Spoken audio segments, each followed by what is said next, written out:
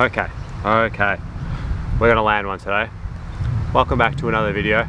Thanks for tuning in. Today I'm gonna finally try and land myself my first backside 180. It's been practicing these sort of on and off every skate session, and as maybe a lot of you know, that it's a lot harder than a frontside 180. So we're gonna make our way over to the skate park. Nice and sunny again today, as usual. It's gonna be hot. Well, I suppose it is summer down here in Melbourne, so let's head over there.